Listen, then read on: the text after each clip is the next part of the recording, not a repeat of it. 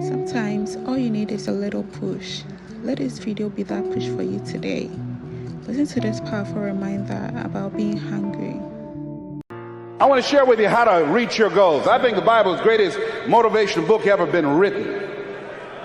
Now I want you to repeat after me, please. We got to recondition our minds first. Let us say together, good things are supposed to happen to me. Yeah, write that down. I want you to say that to yourself every day. See, we live in a world where we believe that bad things are supposed to happen to us. I remember at a point in my life, Bishop, when things are going good for me, and I said, this is too good to be true. Something is bound to happen. Guess what? It did. Thou shalt decree a thing that shall be established unto you and shall accomplish that whereunto it has been sent. Watch your words. Watch what you say about yourself, about your affairs. Be conscious of that on a daily basis. Why? Because your words are powerful. In the beginning was the Word. Life and death is in the tongue. Watch what you say. Never say I'm broke. Say I'm overcoming a cash flow problem.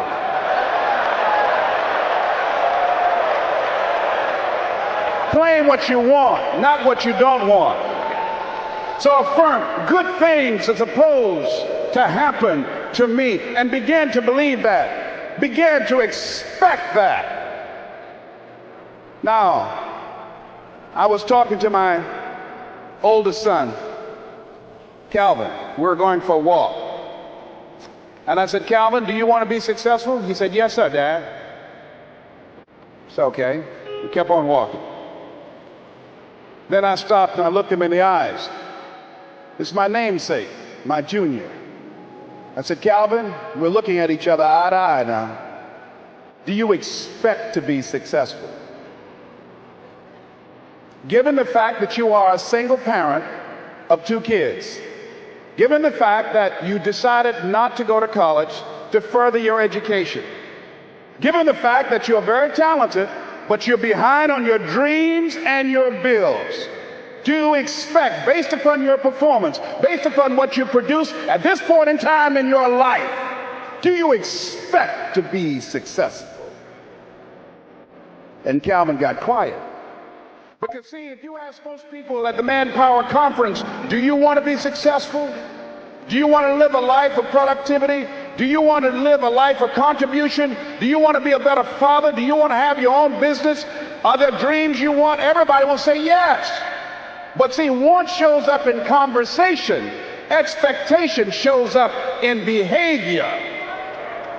See, I can tell what you expect by what you do. That's why the Bible says, judge a tree by the fruit it bears, not the fruit that it wants, not the fruit that it talks about, not the fruit that it claims, but by what you are doing. See, what you do when you leave here, when the music stops, when the shouting dies down, your behavior, how you conduct yourself, writing your goals down, deciding to enroll in school to get a GED, deciding to sit into class with children young enough to be your grandchildren, decide to find some product, some idea, some service that you can provide so that you can begin to create some value for yourself so you can create wealth.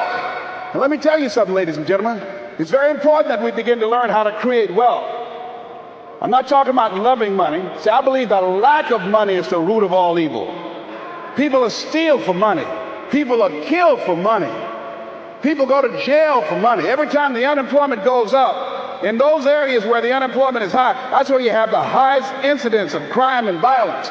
Whenever the unemployment goes up 1% in our community, 10,000 children and women are battered. Money makes a difference in your life. I never wanted to be rich. All I've ever wanted to do was to be comfortable. How many of you ever wanted to be comfortable? Raise your hands. Then I realized in order to be comfortable, you got to be rich.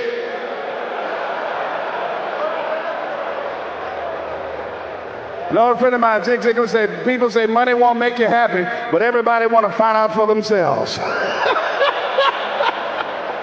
Rita Davenport said money ain't important, but it's right up there with oxygen. And let me tell you something, fellas, even if you're as homeless as I am, if you got some money, women will find something cute on you.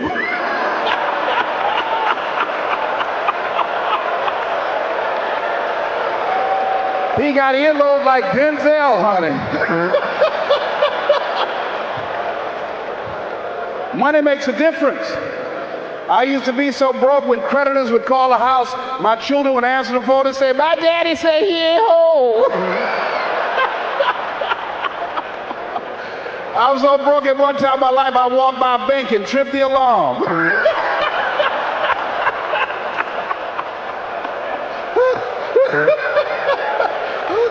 I tell you, poverty sucks. You hear me?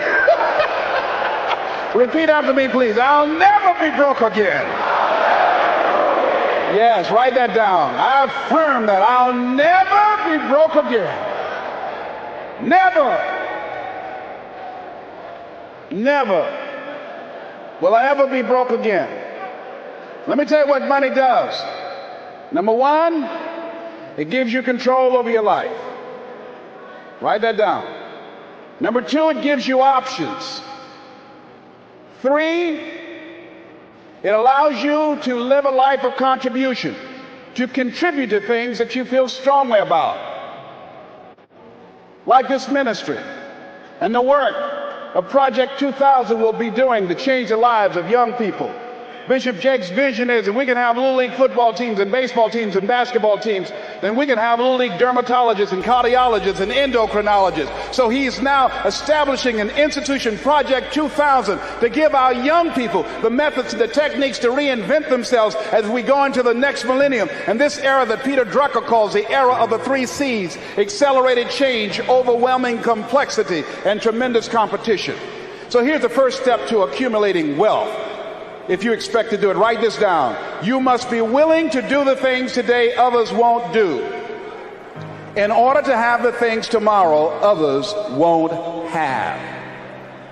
That's why the book of life said the road to life is straight and narrow, and few there be that find it, because few there be that are willing to do the things today others won't do, in order to have the things tomorrow others won't have. What are the things that others won't do? Number one, make discipline a major force in your life. How many of you know if you'd have been more disciplined, you'd be further along to reach your goals right now? Socrates said the undisciplined life is an insane life. The road to life is straight and narrow, because few there be that are willing to discipline themselves. Here's something else that most people won't do. Make it okay to fail. A lot of people, 85% of people, allow their fear of failure to outweigh their desire to succeed. Repeat after me, please. Anything that's worth doing is worth doing badly. Yeah, see, anything is worth doing right, as we have been taught, if you know how to do it. But if you don't know how to do it, it's worth doing badly until you get it right. Now write this down. You don't have to be great to get started, but you have to get started to be great. The first time I stood up to speak, I stood up and my mind sat down. I looked at the audience and I panicked. I had to introduce a play at school. We're about to start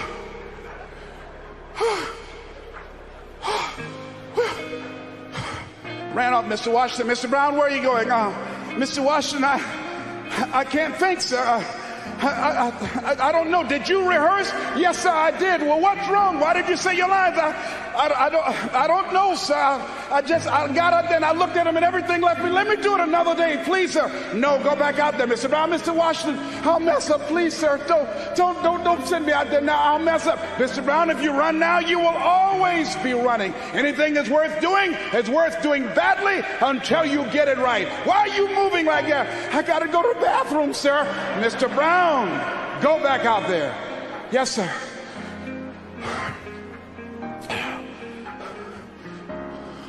We're about to start a play called 12 Angry Men, directed by Mr. Leroy Washington.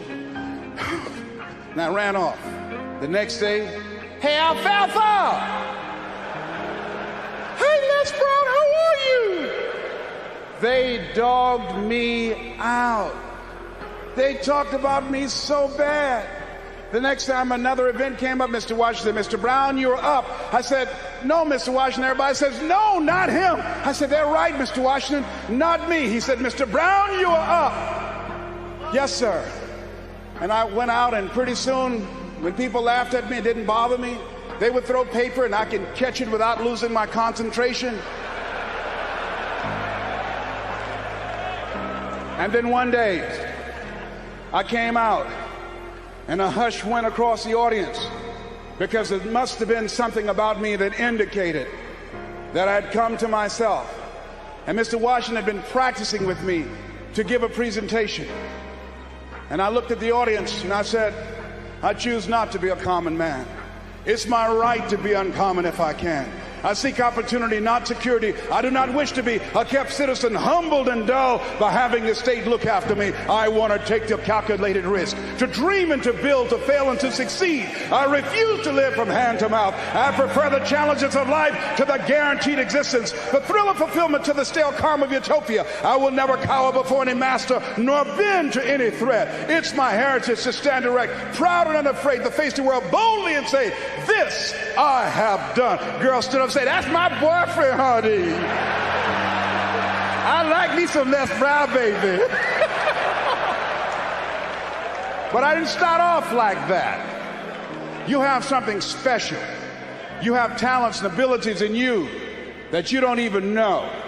So how do we begin to create wealth? Let me give you some ideas. Number one, write this down, knowledge.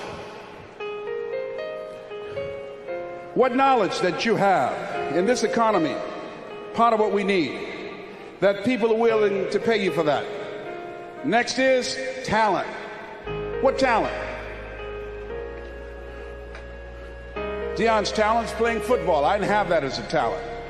My talent is talking. To me, my definition of success is doing what you love to do and find somebody to pay you to do it.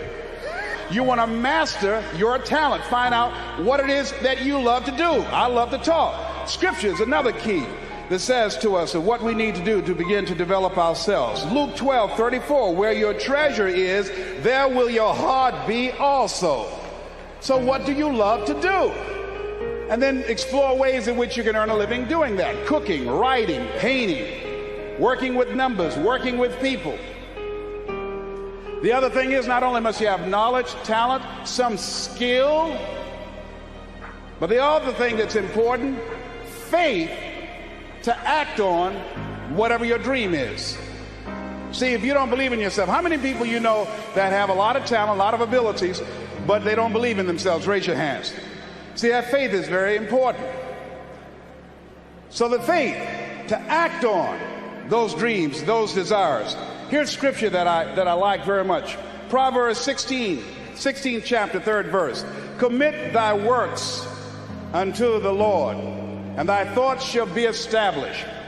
Commit means to carry into action deliberately. Commit means to make it happen no matter what. Commitment. There's a difference between next time you have bacon and eggs. The chicken was involved. The pig was committed. He had to give it all up. That's going to take a minute to sink in. No, all right? See, when you make a commitment, I'm going to become wealthy. When you make it important, when you decide I'm going to do it no matter what, life changes for you. See, most people don't keep their commitments to their commitments. That's why they lead lives of poverty, lives of misery, lives of unhappiness. Socrates said the uncommitted life isn't worth living.